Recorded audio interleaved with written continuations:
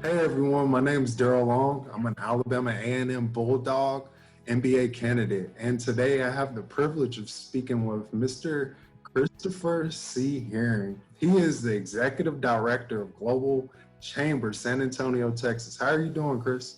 Hey, I'm doing great. My daughter goes to Texas A&M. Oh, wow. All right, so we got to get into it. What drove you to become an executive director?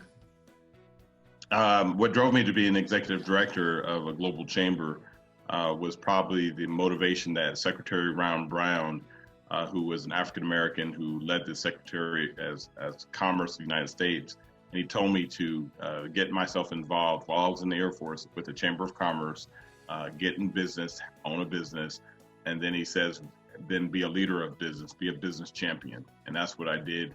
I was glad I took his advice. He was a great man. Wow. So, okay, all right. Me personally, I'm like, wow, he's an executive director. All right. You have this notable position, right? But what were some of your obstacles to get to where you are today? Yeah, so international business is something that you learn. My book knowledge of international business was not as strong as many of the other cats had applied. Simply put, though, my experience got me over, and my studying today enabled me to be better at what I do. I think that I'm one of the best promoters of international business you could find, and I love it because we have the chance to help companies to do things where they've never been able to do before, virtually, physically. We're doing it, and I love it. Oh, wow. So you pretty much you have a strong passion. And I like the fact that you said, hey, I think I'm the best. I like that. Last question for you, Chris. If you could start all over as a leader, what would you do different? Yeah, so Daryl, I think of that. I think that I'm the best only because it's my God who I work through on everything that I put my mind to. He enables me to be better at things like this.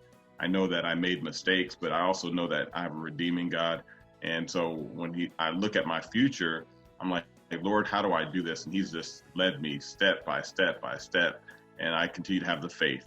And so faith really works. And if I could do life again, I would probably be a truth teller to tell the truth, and so that I would be able to run for president of the United States or any other nation, and be successful at it. But I appreciate the time that you gave me tonight. Wow. Well, Chris, I appreciate the transparency, the humility, and then the just the nuggets of wisdom. Um, Chris, it was a pleasure speaking with you. I hope you have a great night, and thank you. Oh, thank you.